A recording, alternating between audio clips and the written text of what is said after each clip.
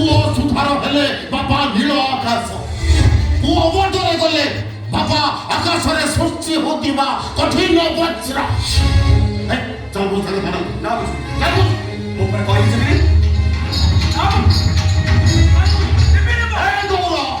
ମୁଁ ତୋତେ ଶେଷ ଥର ପାଇଁ ପଚାରୁଛି, ତୁ ମୋ ସାଙ୍ଗରେ ଭଲରେ ଭଲରେ ଯିବୁ ନା ତୋ ଦରମଲା ଦେହଟାକୁ ଘୋଷାରି ଘୋଷାରି ମୁଁ ଥାନାକୁ ନେଇଯିବି? ବାପା ମୁଁ ଯିବିନି। ଚାଲ କହୁଛି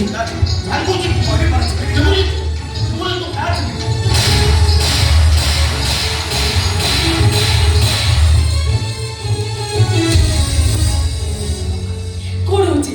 ତମ ଦେହ ଭଲ ନାହିଁ, ତମେ ମେଡିସିନ ଖାଉଛ, ତମେ ଏଠି ଠିଆ ହୁଅ। ସିଏ କେମିତି ଥାନାକୁ ଯିବେ ସେ କଥା ମୁଁ ବୁଝୁଛି।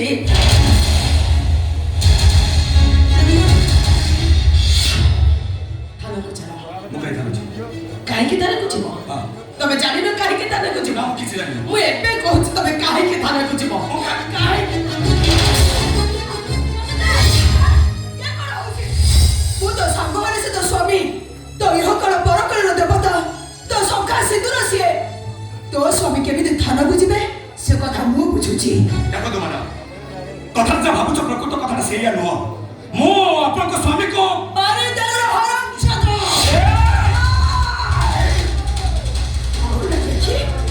ଆହୁରି ନାଲି ଆଖି ଦେଖାଉଛୁ।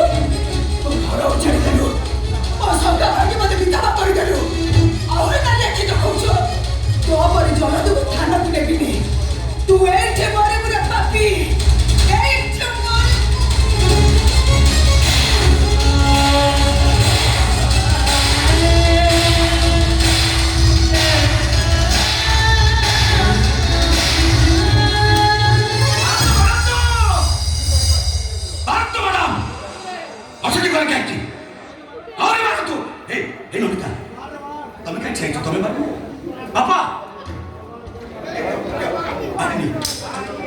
ପାଣି ପୋଷି ମଣିଷ କରିଥିଲ, ବାଡ଼ି ବାଡ଼ି ମାରିଦେଲ।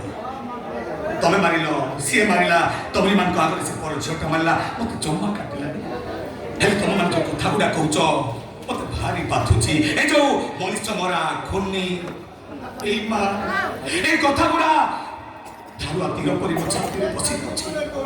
ପାରୁଛ ଯଦି ଏକା ଥରକେ ଦ୍ରୋଣାଚାର୍ଯ୍ୟଙ୍କ ପରି ମାରି ଦଉନ, ଭୀଷ୍ମଙ୍କ ପରି ସରସଜ୍ଜାରେ କାହିଁକି ସଜେଇ ଦଉଛ, କାହିଁକି ଶୁଆଇ ଦଉଛ? ଭାରି କାଟୁଛି ବାପା, ହେଲା ଭାରି ବାଧୁଛି।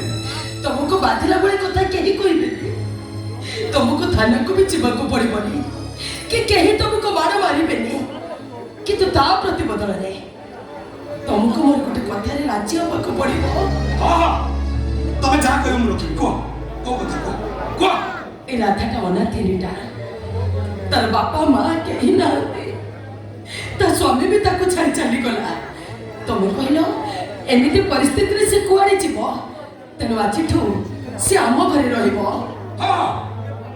ମୁଁ କହୁଛି ସେ ଆମରି ଘରେ ରହିବେ, ସେ ଆମରି ଘରେ ରହିବେ। ଯେ ତାଙ୍କ ସ୍ୱାମୀକୁ ମାରିଛି ତାକୁ ଖୋଜି ବାହାର କରିବେ, ଆସି ଖୁଣ୍ଟରେ ଝୁଲେଇ ଦେବି, ସିଏ ରହିବେ।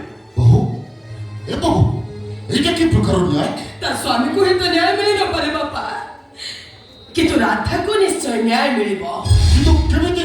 ରାଧା ମୋ ସଉତୁଣୀ ହେଲେ, ତମେ ରାଧାର ସ୍ୱାମୀ ହେଲେ, ଏ ନମିତା ପାଖରୁ ତମେ ଦୂରେଇ ଗଲେ, ଆଉ ନମିତାଟା ଯଦି ମରିଯାଏ। କଣ ପାଗିଲ କେବଳ ସବୁ କହି ଯାଉଛ? କଣ ହେଇଛି? ବହୁ ଯାହା କହୁଛି ଠିକ କହୁଛି। ହଁ ବାପା, ରାଧା ଏଇଠି ରହିବ, ଆମରି ଘରେ ରହିବ, ଆମମାନଙ୍କ ସହିତ ରହିବ। ଆମର କିଛି ଅସୁବିଧା ହବନି। ଆମେ ଦି ସାଙ୍ଗ ଥିଲୁ, ଦି ଭଉଣୀ ହେଇ ଚଳିବୁ। କିନ୍ତୁ ଆଜିଠୁ ତମ ସହିତ ମୋର କୌଣସି ସମ୍ପର୍କ ରହିବନି। ଆଜିଠୁ ତମେ ରାଧାର, ଆଉ ରାଧା ତମର। ତମେ ଯଦି ନ ହୁଏ ତାହେଲେ ତମେ ରାଧାର ସ୍ୱାମୀକୁ ମାରି ଦେଇଛ, ସିଏ ଆଜି ତମ ସ୍ତ୍ରୀକୁ ମାରିଦବ।